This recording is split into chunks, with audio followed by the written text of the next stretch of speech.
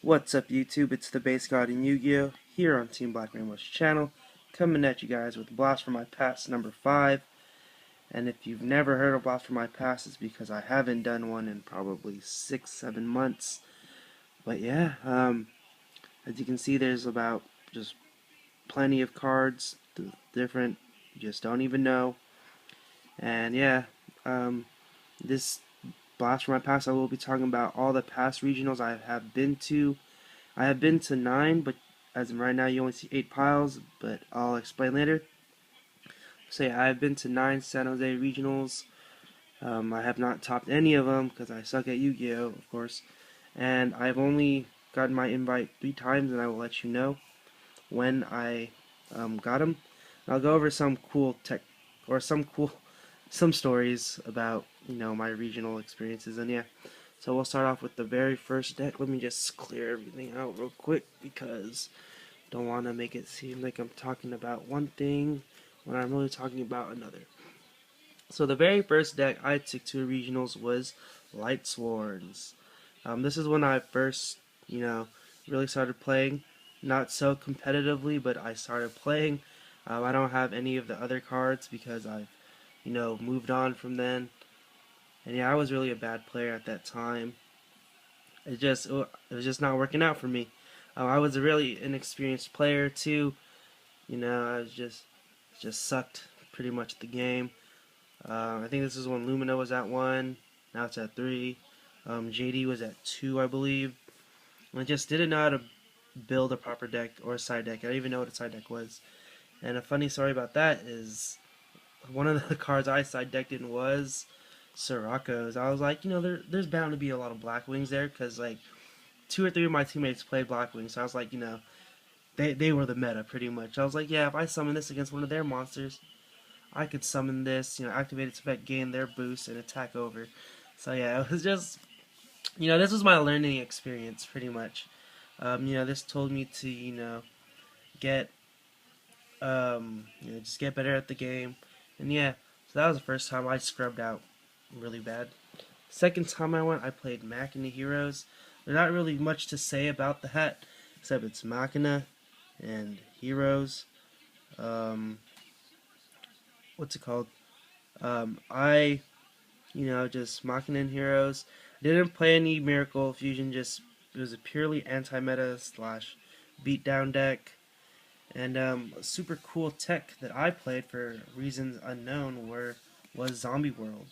Don't ask me why, I just did. Um, I also cited in a Mizuki and like 2 Book of Lives because I was like, hey, with this up, I have 2 more free Monster Reborns, and all monsters in your graveyard become zombie types. So I could just, Book of Life my fortress and bring it back. Just cool combo plays that, I thought were super good when I was inexperienced. This was in the beginning of like 2011, I believe. Yeah. Yeah.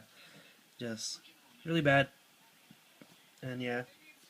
And then I had to skip the next regionals, I believe, because I had to take a test for my college, my EPT or whatever.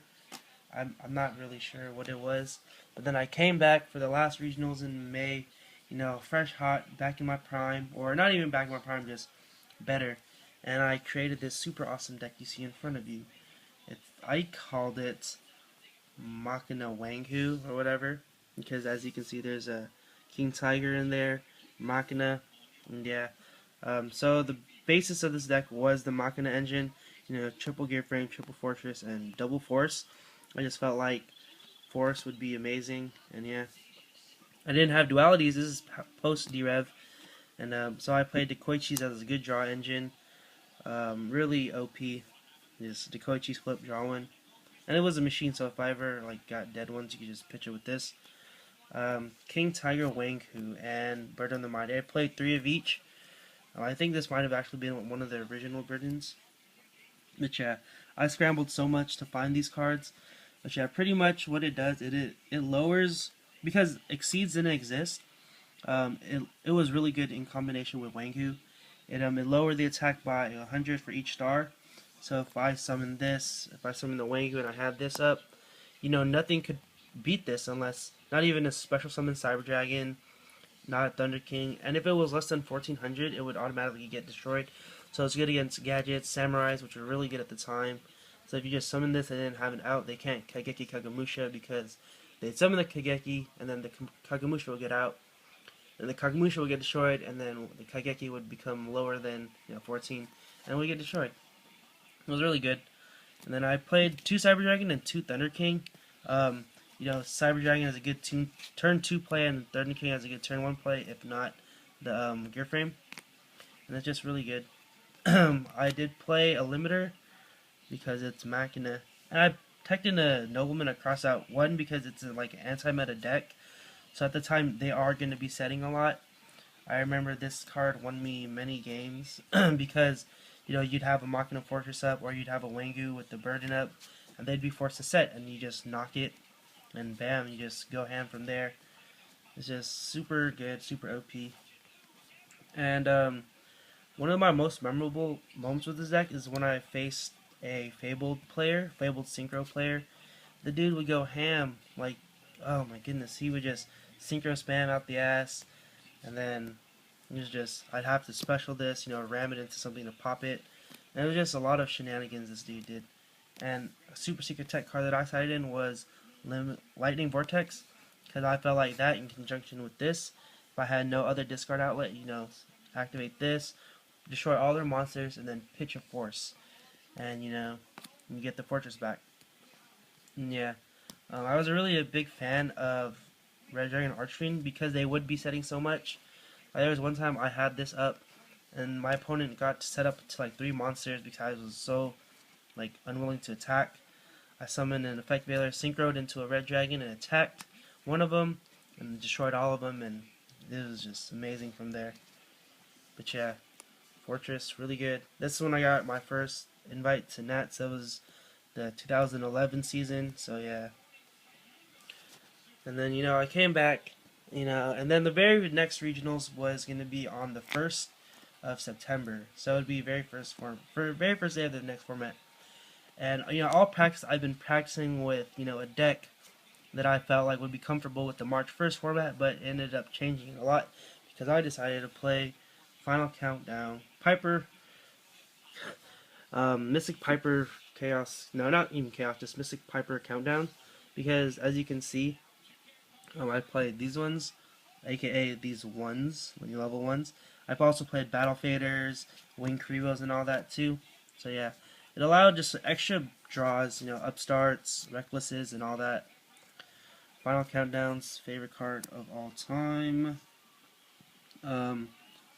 Favorite spell card that is. It's really good. Pay 2,000. If you're able to stall 2,000, then you win.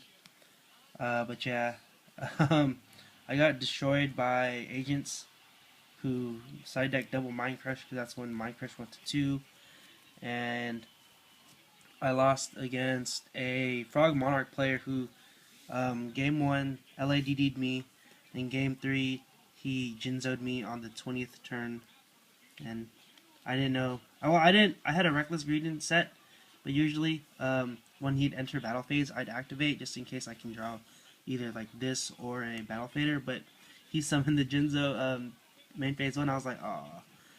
But yeah, if we realized that the 2 cards I would have drawn wouldn't have helped out during my turn because I drew this and a Wabaku, and those 2 during my turn would have been well, but his turn it just didn't work.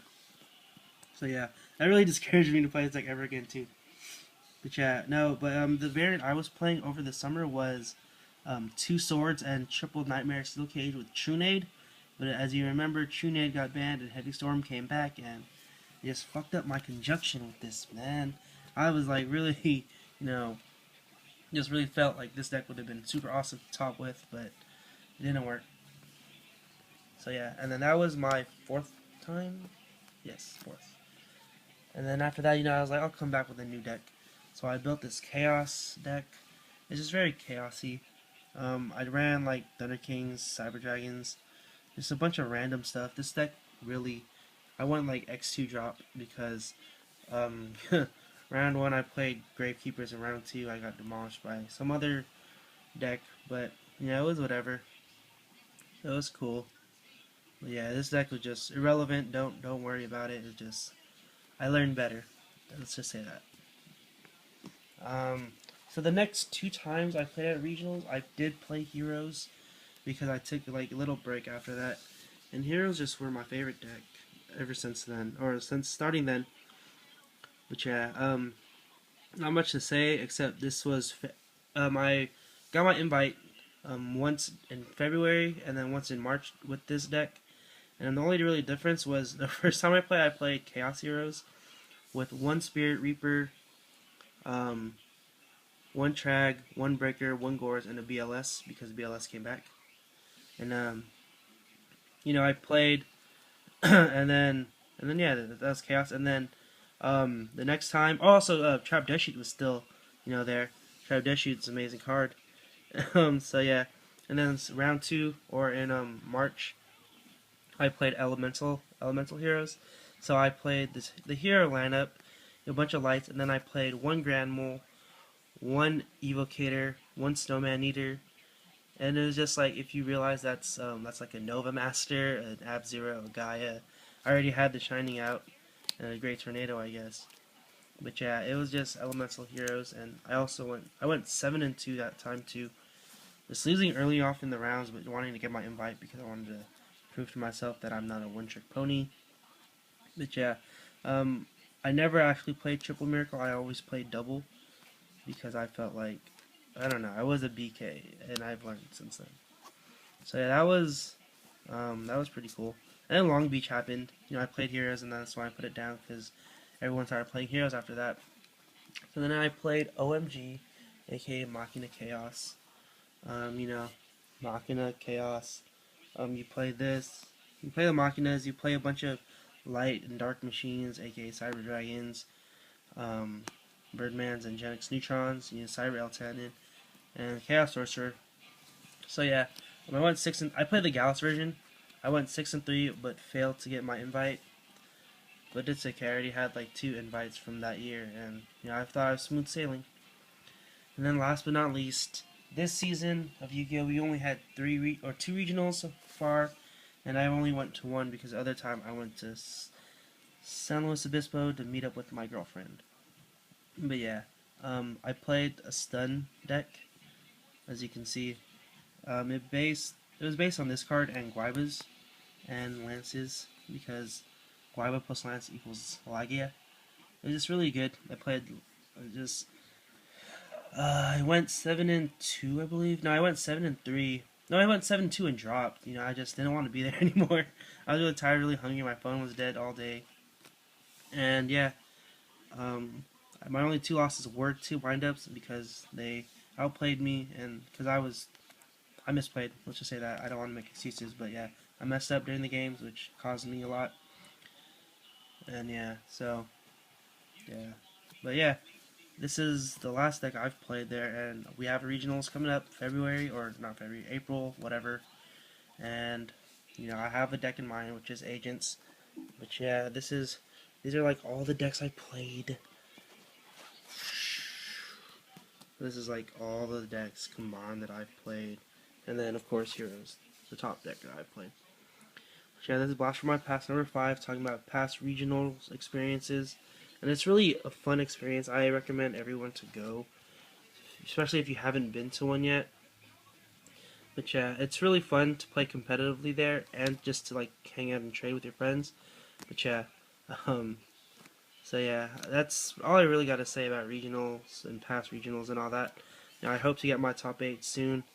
I'm still wondering if I want to go to YCS San Diego, but it's really out of the way right now. So yeah, I'll let you know. I'll keep you guys updated. But yeah, this has been the Base God and Yu-Gi-Oh, and I'm out. Bye.